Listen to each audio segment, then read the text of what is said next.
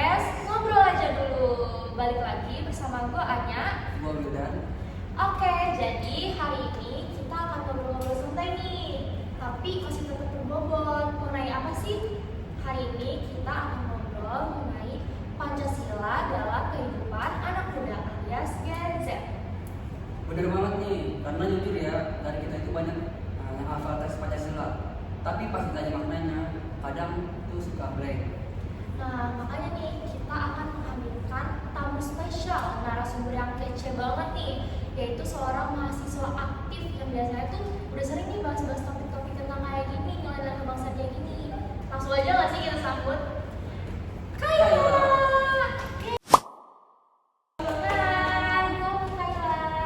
Aduh, seneng banget nih bisa diajak ngobrol di sini. Iya dong. Tapi nanti kita bahas Pancasilanya yang gak bikin kepala panas.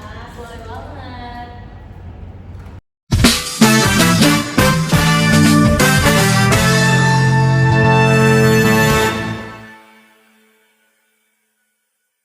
Kak, jujur dulu nih, menurut lu Pancasila itu masih relevan gak sih buat kita itu di era Gen Z ini?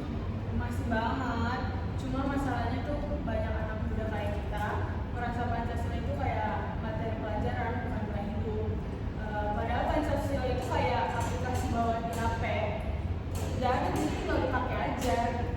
Bener banget sih Kak, tapi bisa kok ya kepikiran kayak gitu pakai HP, analogi HP.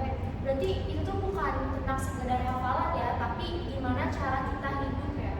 Betul banget, anak muda sekarang kan update banget soal kayak kreativitas, saling support, toleransi, dan itu semua tuh udah termasuk dalam nilai Pancasila.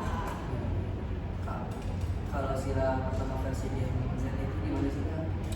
Simpelnya sih itu respect ya, karena kan dia itu punya circle pertemanan yang ada yang suka beda-beda agamanya, dan mereka tuh tetap santai aja walaupun beda keyakinan. Yang penting tuh kita saling menghargai keyakinan masing-masing.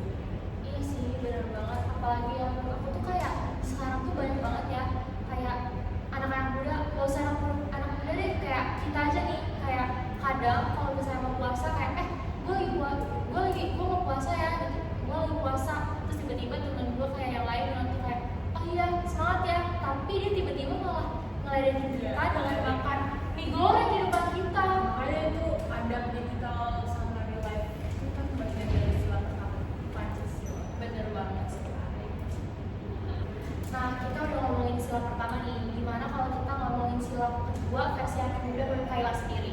Menurut gua bisa dibilang tuh kayak emang empati vibes aja. Ya kayak stop body shaming, saling support mental health, dan bantu teman yang lagi struggling gitu. Dan kamu juga di komentar TikTok. Nah iya, itu salah satu bentuk perilaku beradab modern. Nah, sekarang masuk ke sila ketiga nih.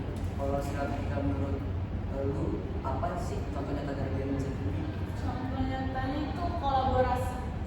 Gen Z kan suka bikin project gitu kan, kayak bikin event atau sekedar treatment di game-game online. Nah mereka tuh walaupun jauh beda bahasa, bahkan beda time zone ya waktu itunya, tapi mereka tetap bisa kompak. Tapi iya sih, bener banget, kayak kita juga biasanya pas main game tuh bisa satu tim nih, padahal kita gak kenal sama sekali, bener gak sih? Kalau Oke. buat lu nih, lu kan cowok ya, pasti main game dong, main game Iya, gak? bener. Game yang gue main tuh ML kayak Iya. kita kan gak kenal tuh ya, kayak kita tuh bisa jadi satu bahasa Iya. di daerah lain, kayak ya udah kita main bareng-bareng, komunikasi. Nah itu tuh, Nah itu termasuk dalam persatuan versi modern banget. bener banget sih.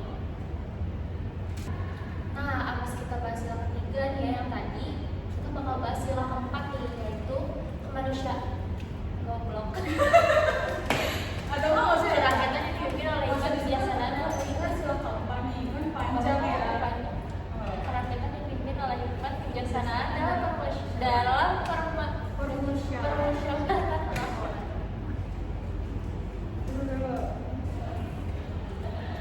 Nah, kita habis bahas sila ketiga nih, sekarang kita bakal bahas sila keempat, yaitu kerakyatan yang dipimpin oleh hikmat kebijaksanaan dalam permusyawaratan perwakilan. Agak panjang ya. Panjang ya.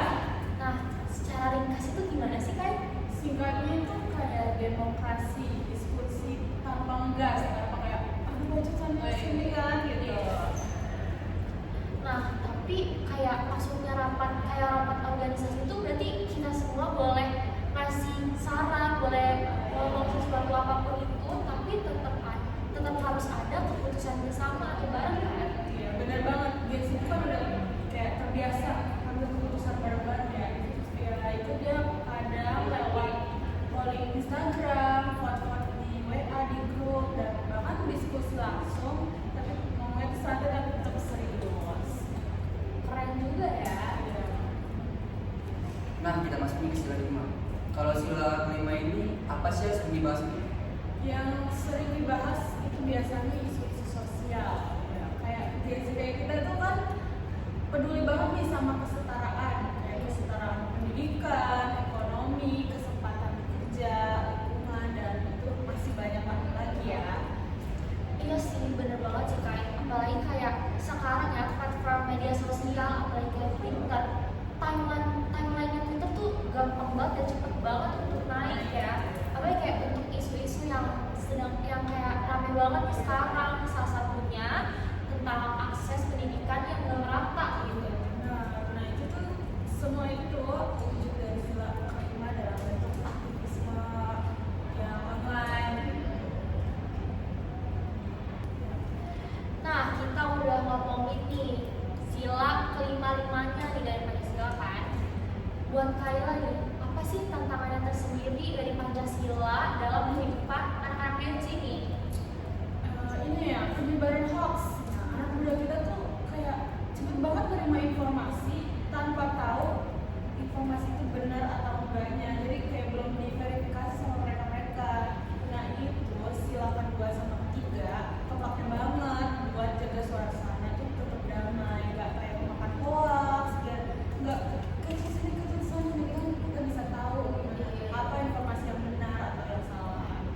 Kayak itu ya kayak sama kayak komentar netizen Nah iya, kan banyak tuh kayak kita komen di IG Iya, banyak banget. sini ya, padahal sebenarnya tahu nggak sih nih aslinya kenapa, kan harus cari tahu dulu.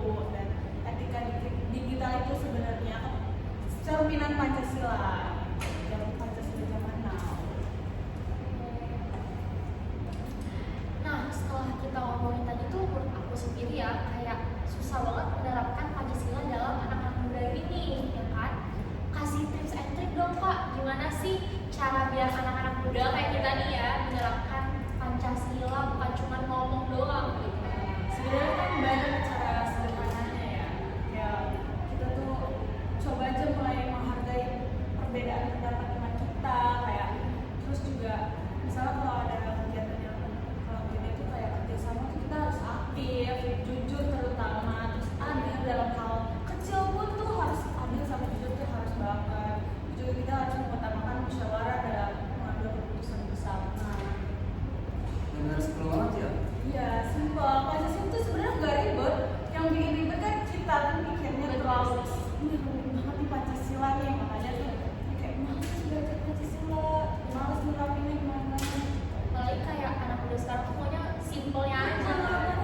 Simpel kan udah sesuai dengan Pancasila dulu. Kita mikirannya nggak usah repot-repot aja sebenarnya gitu. Ya. Nah, itu dia guys ngobrol-ngobrol kita hari ini.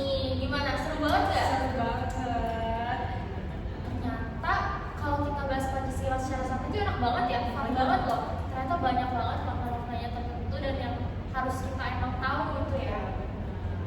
Ya, makasih banyak nih buat Kayla yang udah nemenin kita dan jelasin dengan super keren dan sama-sama dimengerti. Sama-sama guys, semoga abis ini kita tuh makin ngerasa kalau Pancasila dekat banget sama kehidupan kita, dan Pancasila itu sangat berguna buat kehidupan kita di masa depan nanti. Amin, amin banget ya. Oke deh guys, makasih banget yang udah dengerin.